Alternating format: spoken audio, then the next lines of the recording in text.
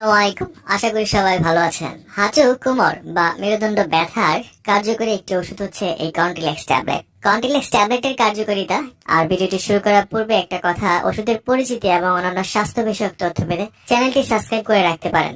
আর যারা ইতিমধ্যে সাবস্ক্রাইব করে ফেলেছেন তাদেরকে জানাই আন্তরিক অভিনন্দন।